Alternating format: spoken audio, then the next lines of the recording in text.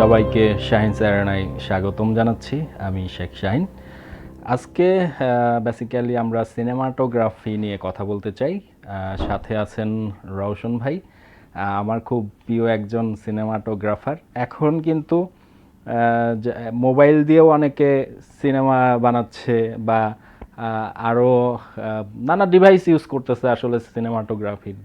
তো এই সিনেমাটোগ্রাফার হতে গেলে কি কি ধরনের নলেজ দরকার এবং এই সিনেমাটোগ্রাফির পিছনের আমরা কিছু কথা রওশন ভাইয়ের সাথে কাছ থেকে শুনতে চাই। চলেন কথা বলি। রওশন ভাই কেমন আছেন? ভালো আছি, আপনি কেমন? আমি ভালো আছি। আমরা আজকে বেসিক্যালি সিনেমাটোগ্রাফি নিয়ে কথা বলছি। তা সিনেমাটোগ্রাফিতে এখন ইয়াং জেনারেশনের অনেকেই আগ্রহী এই পেশাটাতে কাজ করতে, বিশেষ করে ক্যামেরার পিছনে কাজ করাটাকে অনেকেই একটা স্বপ্নের জায়গা মনে করে। তা এই ক্যামেরায় বা সিনেমাটোগ্রাফিতে কাজ করতে হলে বেসিক কি কি ধারণা থাকা জরুরি? আসলে ধরেন আমার প্রথম দিকে বলতে হয় যে যদি কেউ সিনেমাটাকে পছন্দ করে, সিনেমার দিকের বা সিনেমার সাথে কাজ করতে চায়, এরকম কেউ যদি আগ্রহ নিয়ে এখানে আসে, তাহলে তাকে আসলে সিদ্ধান্ত নিতে হয় যে সে আসলে সিনেমার কোন জায়গাটায় কাজ করবে। অ্যাজ এ ডিরেক্টর হিসেবে কাজ করবে কিনা, বা স্ক্রিপ্ট রাইটার হিসেবে কাজ করবে কিনা, নাকি সিনেমাটোগ্রাফার হিসেবে কাজ করবে কিনা। অনেক সময় দেখা যায় এখন কিন্তু মেকআপ আর্টিস্ট পর্যন্ত প্রফেশনালি অনেকে এটাকে প্রফেশন হিসেবে নেয়, শুধুমাত্র মেকআপটাকে হাইলাইট করে অনেকে এই ক্যারিয়ারটাকেও কিন্তু আগায় নিতে চায়। পাশাপাশি দেখা যায় প্রোডাকশন ডিজাইন করা, প্রোডাকশন ম্যানেজার। এখন আমাদের দেশের অবস্থায় দেখা যেত এক সময় হয়তো বা যারা খুব বেশি পড়ালেখা করতেন না, তারা এসে হয়তো সিনেমাটার এক জায়গায় কাজ করতেন, বা যারা পড়াশোনা করে আসছেন তারা আর একটা জায়গা ধরে নিতেন, বা কেউ স্ক্রিপ্ট রাইটিংটাকে ধরে নিয়ে আগাতেন। আবার অনেক সময় এই ট্রেন্ডও দেখা যায় যে ধরেন একজন ডিরেক্টর নিজেই ডিরেকশন দিচ্ছেন, তিনি আবার নিজেই সিনেমাটোগ্রাফার হচ্ছেন, আবার তিনি নিজেও অনেক সময় স্ক্রিপ্ট রাইটার হচ্ছেন। এইসব বিষয় অনেকে কম্বাইন করে নিজেকে তৈরি করার জন্য চেষ্টা করে। আবার অনেকে নিজেকে একটা স্পেসিফিক জায়গায় নিজেকে স্পেশালাইজ করতে চায়। তো যদি আজকে আমরা একটা জায়গায় আলোচনা রাখি, সেটা যদি হয় ধরেন সিনেমাটোগ্রাফি, এখন প্রশ্ন আসতে পারে যারা এই সিনেমাটোগ্রাফি করার জন্য আসলে সে কোন ক্ষেত্রটাকে ধরে নিয়ে আগাবে, বা তার আসলে ফোকাসিংটা কোথায় রাখবে। যদি কেউ এই ভিডিওগ্রাফি বলি বা সিনেমাটোগ্রাফি বলি বা ক্যামেরাম্যান বলি, যেইভাবেই আমি আখ্যায়িত করি না কেন, কেউ যদি সেটাকে মানে একটা জায়গায় ফোকাস করে নিয়ে আসতে পারে, যে যেমন ধরেন কেউ শুধু নাটকে কাজ করবে, আবার ধরেন কেউ শুধু সিদ্ধান্ত নিল না আমি সিনেমায় কাজ করব, আবার কেউ সিদ্ধান্ত নিল যে না আমি ওই দিকে যাব না, আমি শুধু বিজ্ঞাপন কেন্দ্রিক আমার ফোকাস থাকবে। এই ধরনেরও অনেকে সিদ্ধান্ত নিতে পারে। আবার অনেকেই চিন্তা করতে পারে যে না আমি ওই সব জায়গায় যাব না, আমি শুধু ডকুমেন্টারি নিয়ে কাজ করব, হতেও পারে। আবার অনেকে দেখা যায় ভাবতে পারে যে ডকুমেন্টারিতে হয়তো ক্যারিয়ার নাই। আসলে একটা কাজের মধ্যে ঢুকলে পরে ক্যারিয়ার কিন্তু বিশাল। এমনও অনেকেই আছে শুধু মিউজিক ভিডিওতে তিনি কাজ করেন ক্যামেরাম্যান হিসেবে বা সিনেমাটোগ্রাফার হিসেবে, সেই জায়গায়ও কিন্তু কাজ করার অনেক জায়গা আছে। যেমন কেউ চলচ্চিত্রে কাজ করলো, বা মিউজিক ভিডিওতে কাজ করলো, বা ডকুমেন্টারিতে কাজ করলো, বা সব কিছু বাদ দিয়ে কেউ যদি শুধু চিন্তা করে যে না আমি টেলিভিশন মিডিয়ায় শুধু টেলিভিশনের নিউজের ক্যামেরায় অ্যাজ এ ক্যামেরা পার্সন হিসেবে কাজ করব, তাহলেও কিন্তু একটা ক্যারিয়ার হিসাবে নেওয়া যায়। কিন্তু আসলে ডিপেন্ড করবে যিনি এই জায়গাটায় আসতে চায় তিনি আসলে কি চায়, মানে তার ফোকাসটা কি, সে কিভাবে নিজেকে কোথায় দেখতে চায়। তাকে সেই দেখতে চাওয়ার বা সেই চিন্তা ভাবনা থেকে আসলে সিদ্ধান্ত নিতে হবে আমি কোন এরিয়ায় কাজ করব, কোন এরিয়াতে আমি যেতে চাই। তখন ওই রিলেটেড তাকে হয় কোর্স হোক, কোনো কোর্সের মাধ্যমে হোক, অথবা কোনো গুরু শিষ্যের মাধ্যমে হোক, অথবা কোনো সঙ্গের মাধ্যমে হোক, অথবা কোনো ব্যক্তির মাধ্যমে হোক, অথবা পারিশ্রমিকের মাধ্যমে হোক, যেভাবেই হোক তাকে তখন ক্ষেত্র রাইট সে তখন একটা জায়গা বের করে নিয়ে আসতে পারবে আসলে সে কোন জায়গায় যাবে। প্রফেশনালি আমাদের দেশে সিনেমাটোগ্রাফির মার্কেটটা কেমন এবং এই ক্যামেরা পার্সনদের স্কোপটা কেমন কাজ করবার? মার্কেটের কথা আসলে বললে আপনি যদি বিশ্বব্যাপী সব জায়গায় চিন্তা করেন, সব সেক্টরেই যদি দেখেন, তাহলে আপাত দৃষ্টিতে মনে হবে যে মনে হয় মার্কেটটা ছোট হয়ে আসছে। আসলে নতুনদের জন্য মার্কেটটা বিশাল বড়, পুরাতনদের জন্য মার্কেট ছোট হয়ে আসছে। এখন অনেকে হয়তো চিন্তা করতে পারবেন বা ভাবতে পারেন, দর্শকরা হয়তো চিন্তা করতে পারেন, বা যারা নতুন আসতে চায় তারাও হয়তো চিন্তা করতে পারে যে এইটা আবার কেমন কথা, সিনিয়রদের জন্য মার্কেট ছোট হয়ে আসছে, বা নতুনদের জন্য কেন মার্কেট বড়। নতুনদের জন্য মার্কেট বড় এই কারণে আমি বলছি, নতুনদের জন্য যতগুলা ফিল্ড বা এরিনা রয়ে গেছে, সিনিয়র যারা হয়ে যান বা যারা এই প্রফেশনে সিনেমাটোগ্রাফার হিসেবে অনেক বছর কাজ করেছেন, তাদের যে সম্মানী বা তাদের যে লাইফস্টাইল, তারা যেই টাকা পয়সা দাবি করে কাজ করতে চান, সেই জায়গা থেকে তাদের আসলে কাজের ক্ষেত্রটা কোনো কোনো ক্ষেত্রে ছোট হয়ে আসছে। আবার যারা নতুন আসতে চান, তাদের জন্য কিন্তু একটা বিশাল জায়গা। এই কারণে আমি বলছি যে এখন লো বাজেটের কাজ অনেক বেশি বেড়ে গেছে। আগের সময় দেখা যেত যে ধরেন ফিল্ম বা চলচ্চিত্র রিলেটেড বা টেলিভিশন মিডিয়া বলেন, একটা নাটকের কথাই বলি, এক সময় একটা নাটক বাজেট ছিল 7 লাখ 8 লাখ 10 লাখ টাকা দিয়ে একটা নাটক হতো, এবং সেই নাটকের শুটিং হতো 5 দিন, 3 দিন, 4 দিন, 6 দিন, 7 দিনও একটা নাটকের শুটিং হতো। তাহলে সেই সময়ে একটা নাটকের বাজেটও ওইরকম ছিল। একজন প্রফেশনাল এবং সিনিয়র ক্যামেরা পার্সন যারা ছিলেন, তারা কাজ করতে গেলে সেই সম্মানীটা তাদের দেয়া হতো, এবং সেটা ধরে রাখা এখনকার সময়ে অনেক সময় সম্ভব হয় না। যার কারণে অনেক সময় ডিরেক্টররা বা প্রডিউসাররা চিন্তা করেন তাদের বাজেট অনুযায়ী নতুন কোনো সিনেমাটোগ্রাফার বলি বা ক্যামেরা পার্সন বলি, তাদের দিয়ে যদি কাজটা করানো যায় তাহলে প্রোডাকশন কস্ট অনেক কমে আসে। সেই জায়গা থেকে আমি বলবো নতুনদের জন্য আসলে অনেক বড় জায়গা অপেক্ষা করছে। শুধু এখানে একটু পরিশ্রম এবং মেধার যদি কেউ পরিচয় দিতে পারে, তাহলে কিন্তু এই মিডিয়া জগতে আগে যেরকম আসতে বা কাউকে প্রবেশ করতে হলে অনেকের কাছে ধর্ণা দিতে হতো, অনেক সময় অপেক্ষা করতে হতো, ওই জায়গা কিন্তু এখন আর নাই। সেই জায়গা থেকে আমি বলছি যে নতুনদের জন্য মানে এখন অনেক ইজি হয়ে গেছে এবং অনেক সহজ হয়ে গেছে।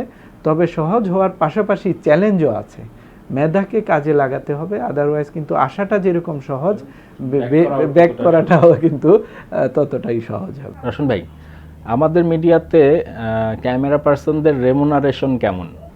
আসলে রেমুনারেশনটা নিজেকে কিন্তু তৈরি করার উপরে ডিপেন্ড করে। আমরা হয়তো অন অ্যাভারেজ বলতে পারি যে মার্কেটে যারা চলচ্চিত্রতে সিনেমাটোগ্রাফার হিসেবে কাজ করেন তাদের অ্যাভারেজ সম্মানীটা কীরকম হয়, বা যারা নাটকে কাজ করেন তাদের অ্যাভারেজটা কীরকম হয়, বা যারা ডকুমেন্টারিতে কাজ করেন বা মিউজিক ভিডিওতে কাজ করেন তারা অন অ্যান অ্যাভারেজ কীভাবে সম্মানীটা পান সেটা আমরা একটু বলবো। কিন্তু দর্শকদের উদ্দেশ্যে আমার থাকবে আবেদন থাকবে, এটা কিন্তু ডিপেন্ড করে নিজের কোয়ালিটির উপরে, যেমন সময় এবং মেধা এগুলার উপরে। যেরকম আমরা কোনো সিঙ্গারকে কোনো অনুষ্ঠানে নেওয়ার জন্য দেখা যায় কোনো সিঙ্গার 5,000 টাকায় স্টেজ শো করতেছে, আবার এমনও সিঙ্গার আছে 1 লাখ টাকা দিলেও তাকে হয়তো পাওয়া যাবে কিনা সন্দেহ।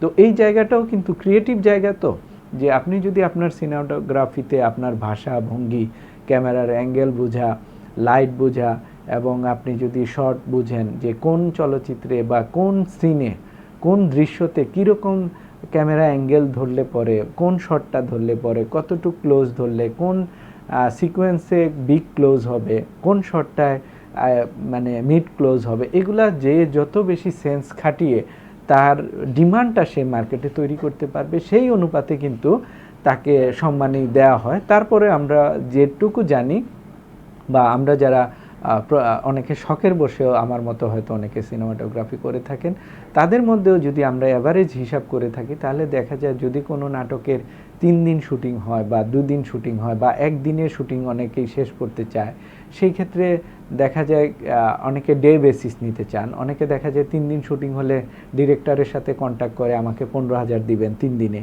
আরেকটু ভালো হলে তিনি বলেন আমাকে 30,000 টাকা দিতে হবে 3 দিনে। আবার এরকম দেখা যায় কেউ যদি বলে যে না আমি একদিনে নাটকটা শেষ করব, আপনাকে থোক বরাদ্দ 20,000 টাকা একদিনে দিয়ে দেবো। এরকম দেখা গেছে যারা ধরেন ভালো বাজেটের বিজ্ঞাপন যেগুলো হয় শুধু 50,000 না 1,00,000 টাকাও নিচ্ছেন, এরকমও কিন্তু আমাদের দেশে সিনেমাটোগ্রাফার রয়ে গেছেন। তো যারা আসতে চায় তারা যদি ফোকাস করে যে না আমি পার ডে আমার ডিমান্ড আমি 1,00,000 টাকা পর্যন্ত নিব, আমি এজ এ মানে আমরা বলতে পারি আসলে যে আপনার কতটুকু মেধা আছে ওই মেধাটাকে আপনি সেল করছেন। Yes yes. আমরা এখন আসলে বিশেষ করে ইউটিউবে প্রচুর প্রোডাকশন দেখি, অনেক অ্যামেচাররাও ভালো প্রোডাকশন বানাচ্ছে। তা আমার মনে হয় যে যারা প্রোডাকশনগুলো বানাচ্ছে তাদের শর্ট নিয়ে যদি আরেকটু আইডিয়া থাকে তাহলে আরও ভালো প্রোডাকশন করা সম্ভব তাদের পক্ষে। তো শর্ট নিয়ে যদি একটু আলোচনা করেন। আসলে যারা নতুন আসবে তাদের এই ক্যামেরা শট শেখার জন্য আসলে ইতিহাসটা দেখতে হবে। আসলে ইতিহাস কিভাবে ক্যামেরা চেঞ্জ হয়ে হয়ে আজকের এই পর্যায়ে পর্যন্ত আসলো। এক সময় কিন্তু আমরা যে ক্লোজ আপ শট নেই, এই ক্লোজ আপ শট নেওয়া যেত এই ধারণাই ছিল না। তখন ক্যামেরার ইতিহাসটা যখন জানবে নতুন যারা ক্যামেরাম্যান আসতে হিসেবে কাজ করতে চায়, তখন তারা কিন্তু বুঝতে পারবে যে আসলে ক্যামেরার ইতিহাসটা যখন দেখা যায় তখন কিন্তু সব লং শটে মানে দূরে রেখে সবাইকে ফুল ফ্রেমের মধ্যে রেখে প্রত্যেকটা শট নেওয়া হতো। বিশেষ করে আমরা চার্লি চ্যাপলিনের যে রাইট তখন দেখা যায় ফুল ফ্রেমই রেখে কিন্তু চলচ্চিত্রটা নির্মাণ হতো। ধীরে ধীরে কিন্তু এই ক্লোজ আপ শটটা যে আবিষ্কার হয়েছে এটাও যদি এখনকার সময় কাউকে বলা হয় যে ক্লোজ আপ শট কিন্তু আবিষ্কার হয়েছিল, তখন কিন্তু এরা হঠাৎ হোঁচট খাবে যে এটা কি বলে, এটা আবার আবিষ্কারের কি আছে, ক্যামেরা ধরলেই তো একটা ক্লোজ শট হইলো, চেহারা ফেস ধরলাম এটাই হলো। আসলে তা কিন্তু না। এর জন্য যারা নতুন আসতেছে তারা যখন বুঝতে পারবে যে না সিনেমার ইতিহাসটা এরকম, ক্যামেরার ইতিহাসটা এরকম ছিল, এবং ধীরে ধীরে লং শট থেকে মিড শট আসলো, মিড শট থেকে ক্লোজ আপ শটে আসলো এবং বিগ ক্লোজ আপ আসলো।